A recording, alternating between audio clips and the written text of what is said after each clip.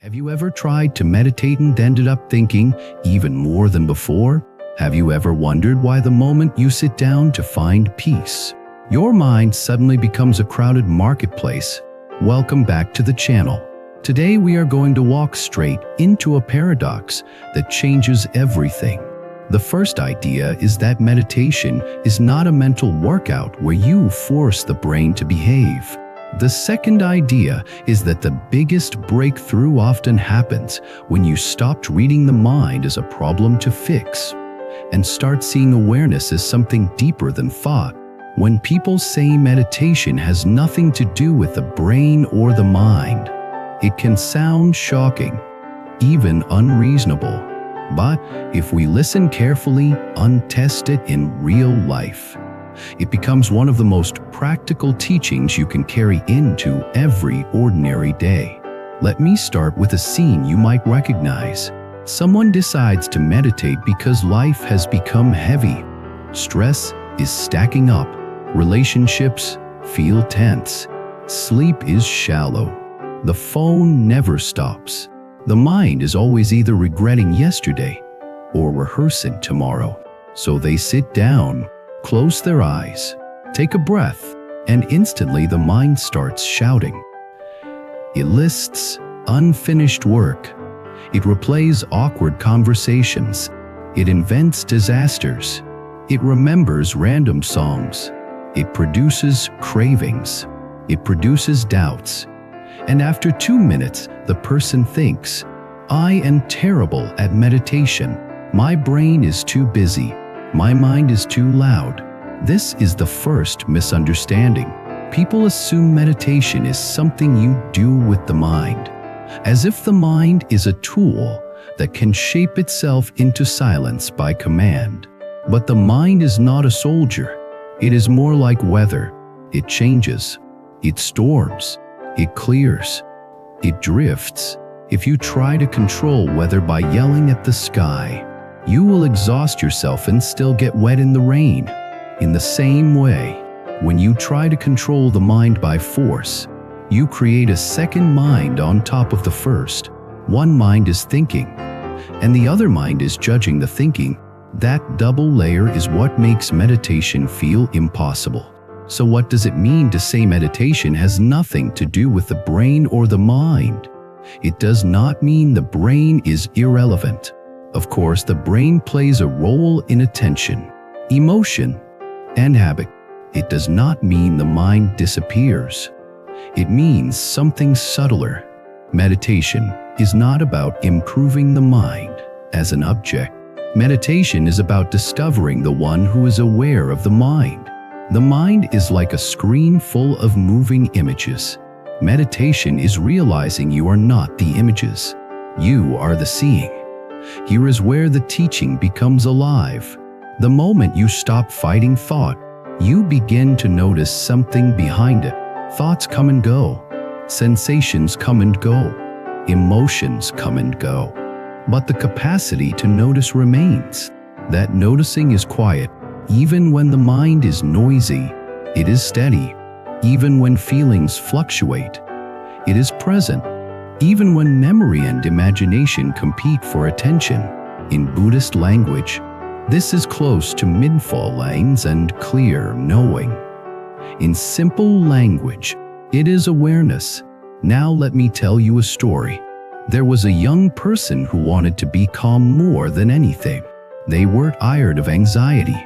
They read books, watched videos, and tried many methods. They counted breaths. They forced concentration. They repeated positive statements. Sometimes it worked for a day or two.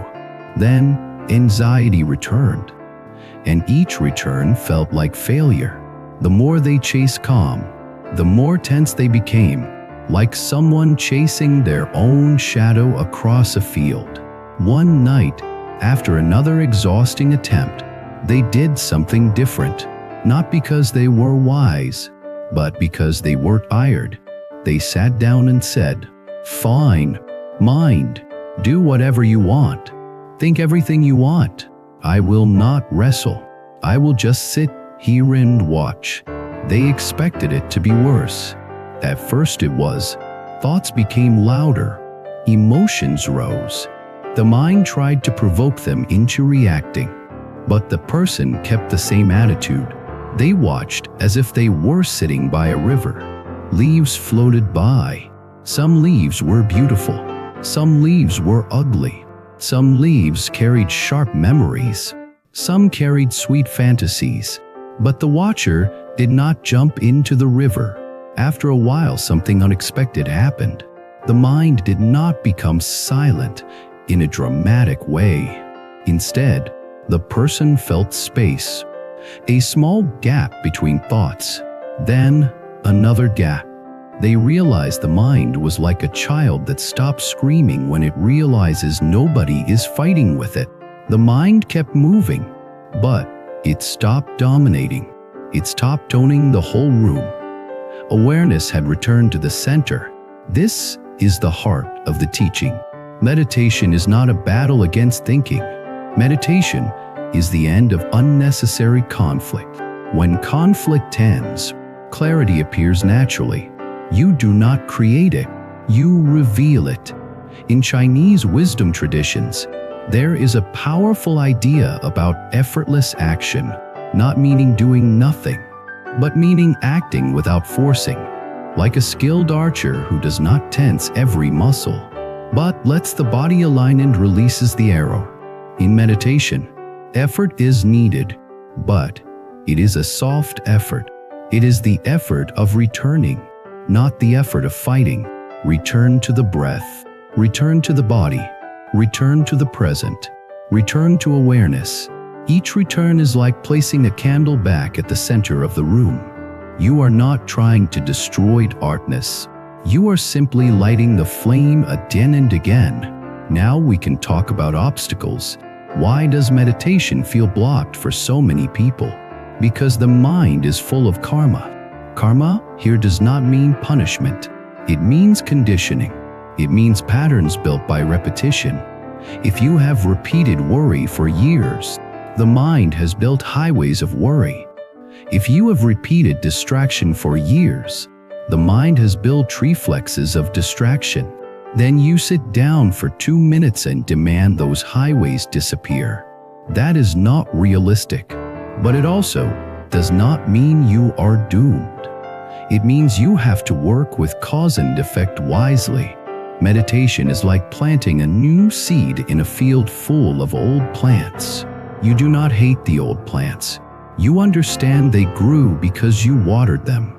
Now you begin watering something else. The seed is awareness. The water is gentle consistency. The sunlight is patience. The fertilizer is compassion.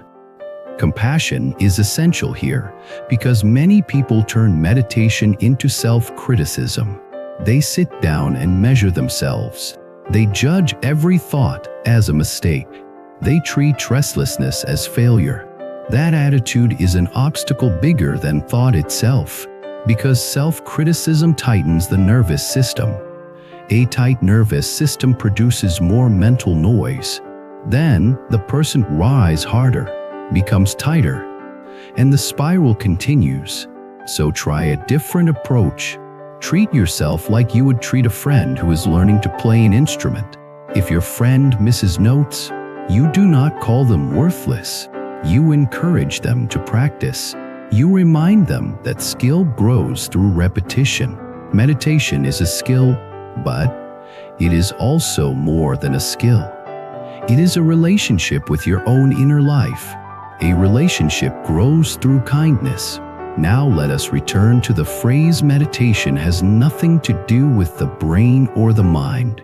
Here is another angle. The brain is part of the body. The mind is part of experience.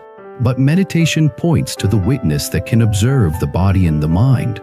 When you identify only with the brain and the mind, you live inside thoughts like a fish living inside water without knowing what water is.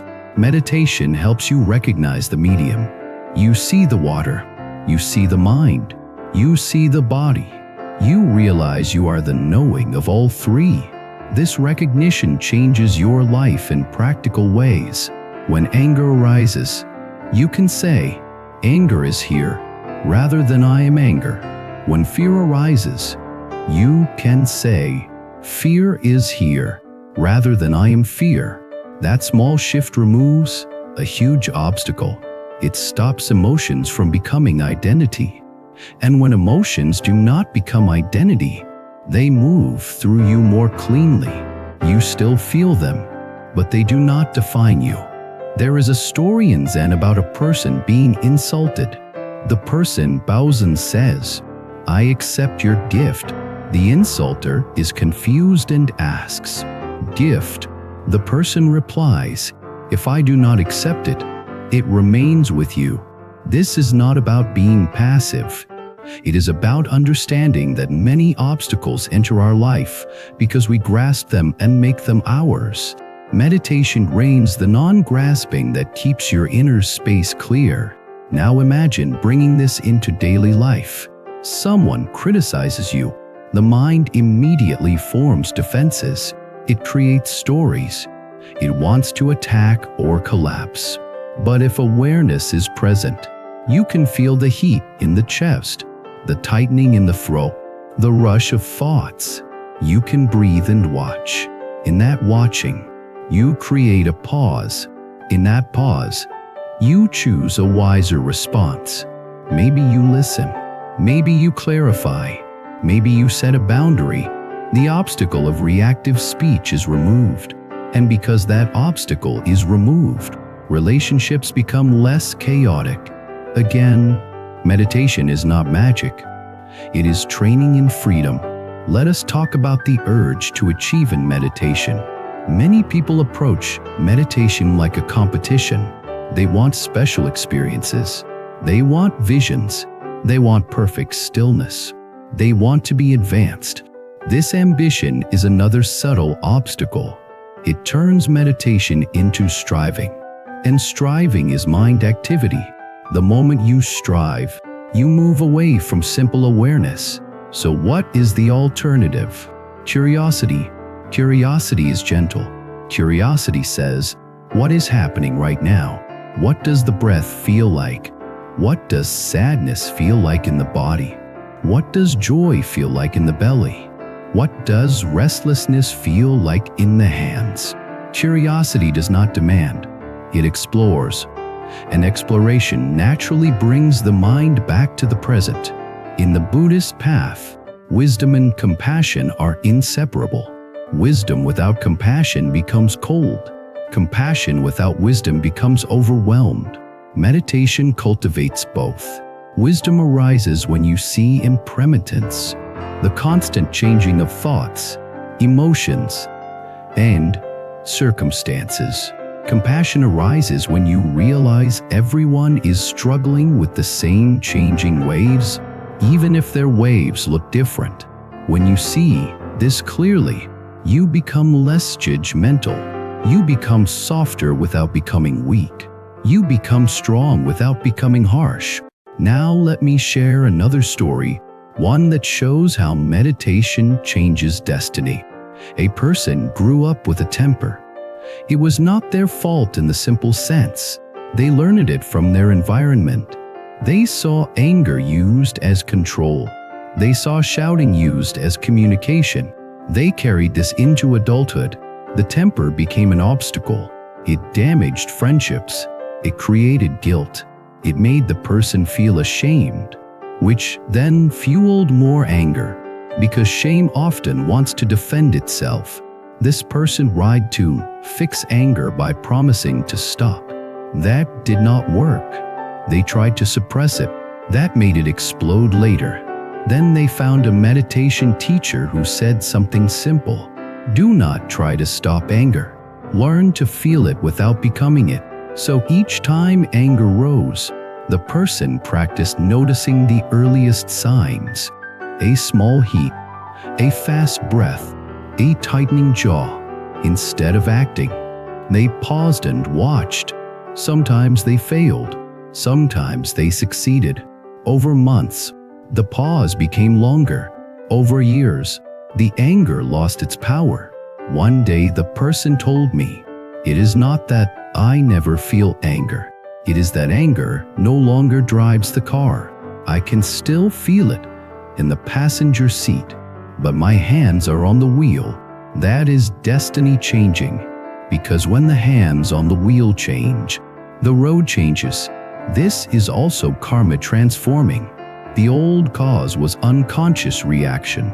The new cause is awareness. The effect becomes a calmer life, not because life becomes easy, but because you become free inside it. Now, you might ask, where does mantra fit into this? A mantra can be a tool that supports meditation, but the deeper truth remains. The mantra is not the goal. The goal is the awareness that hears the mantra. The mantra is like a boat. It helps you cross the river, but once you cross, you do not carry the boat on your back. You rest in the shore of presence. Some people chant and feel peace. Some people chant and feel nothing. Both are fine. The practice is to notice what is happening without clinging or rejecting. If peace arises, notice peace. If boredom arises, notice boredom. If doubt arises, notice doubt. The one who notices is already closer to meditation than the one who is chasing a perfect state. There is another trap. People believe meditation should remove all thoughts, but the mind produces thoughts like the heart produces beats. Thought is not a moral failure. The issue is not that thoughts arise. The issue is that we get hypnotized by them. Meditation is waking up from hypnosis, again and again, until waking becomes natural. This is why I like to describe meditation as remembering. You are not creating something new. You are remembering the simplest fact. You are here. You are alive. You are aware. Everything else is extra, useful sometimes, but extra. Now, let us connect these two obstacles in life, because that is where these teachings become real. People want to remove obstacles like financial stress, relationship conflict, health worries, uncertainty about the future. Meditation does not guarantee these problems vanish, but it changes how you meet them. And how you meet them often determines whether they grow or shrink. If you meet financial stress with panic, panic makes you impulsive. Impulsiveness leads to poor decisions. Poor decisions deepen stress. If you meet stress with awareness, you can think more clearly. You can seek help. You can plan. You can accept what you cannot change and change what you can. The obstacle may still be there, but it becomes workable. If you meet relationship conflict with ego, ego wants to win. Winning creates distance. Distance creates loneliness. Loneliness creates more conflict. If you meet conflict with awareness, you can listen. You can apologize when needed. You can set boundaries without cruelty. This removes the obstacle of pride, which is often the hidden root of suffering. If you meet health worries with catastrophic thinking, your body becomes more tense. Tension worsens symptoms. Symptoms increase worry. The cycle continues. If you meet worry with awareness, you can still take responsible action, but with less panic. Less panic often supports healing better than fear does. So when someone says meditation has nothing to do with the brain or the mind, what they are pointing to is the freedom that arises when you stop trying to manipulate experience and start resting as the one who knows experience. That resting is not laziness, it is clarity. In Chinese philosophy, there is a recurring emphasis on inner cultivation. The idea is that outer order is built on inner order. If the heart-mind is chaotic, even good fortune becomes stressful. If the heart-mind is stable, even difficult times can be lived with dignity. Meditation is inner cultivation in the most direct form. Let us also talk about awakening, because many people misunderstand it. Awakening is not becoming a perfect person. Awakening is seeing clearly. You see the mechanisms of suffering. You see how craving and aversion pull the mind like a puppet. You see how identity is constructed from thoughts. And because you see, you are less fooled. You still have a personality. You still have preferences, but you are not trapped. This is why compassion becomes natural. When you see your own mind clearly, you realize how much suffering is driven by confusion. Then you look at others and you see the same. The angry person is not simply evil. Often they are afraid. The greedy person is not simply bad. Often they feel empty. The jealous person is not simply petty. Often they feel unworthy. Seeing this does not mean you accept harm. It means you respond with wisdom rather than hatred. Now, I want to bring us back to the beginning, because the beginning is where many people get stuck. They sit, the mind races, they think they are failing. So let me give you a simple reframe. If you sit and notice the mind racing, you are already meditating. Because the noticing is meditation, the racing mind is just content. The noticing is the essence. Try this. The next time use it. Do not demand silence. Simply recognize thinking is happening, restlessness is happening, breathing is happening, hearing is happening. Let all of it be included. Do not narrow the practice too early. Inclusion creates ease. Ease creates stability. Stability allows deeper silence to appear naturally, like mud settling in a glass of water when you stop shaking it. And when silence appears, do not grab it. Grabbing is the mind again. Just enjoy it lightly. Let it come and go. The one who can let silence go is closer to real silence than the one who clings to it. Now I will share a final story that ties everything together. A person lost something important. A relationship ended. They felt rejected. They felt hollow. Their mind replayed every detail. They blamed themselves. They blamed the other person. They could not sleep. They tried meditation as a last resort, not because they believed in it, but because they could not stand the pain. At first, meditation felt like torture. Sitting still made the pain louder, but they stayed. Little by little, they learned to feel grief as sensation, pressure in the chest, heaviness in the eyes, tightening in the throat. They learned to watch thoughts as stories, not facts. Over time, they realized the pain was not only the loss. The pain was the resistance to loss. The mind kept saying, "This should not have happened." That sentence was the real blade. As awareness grew, they could still feel sadness, but they stopped arguing with reality. The sadness became cleaner. It became more like rain than like drowning. One morning they said something that still moves me. They said, "I thought meditation would fix my mind. Instead, it showed me I am not the mind that is broken. I am the awareness that can hold brokennesses with kindness. And that kindness is healing." That is the teaching in full. Meditation is not a brain trick. It is not a mind trick. It is the discovery of the ground that remains when tricks fall away. Thank you for being here with me. If any part of this feels familiar, if you have ever sat down to meditate and felt like you failed, I want you to know the struggle is often the doorway. The mind makes noise because it finally has space to be heard. Awareness is patient. Awareness is not in a hurry. Awareness does not shame you. Awareness simply invites you back. Now I want to hear from you. What is the biggest obstacle you meet when you try to sit in silence? Is it restlessness, sleepiness, doubt, or emotion? Share your story in the comments and tell me what you have tried, what helped, and what you are still learning.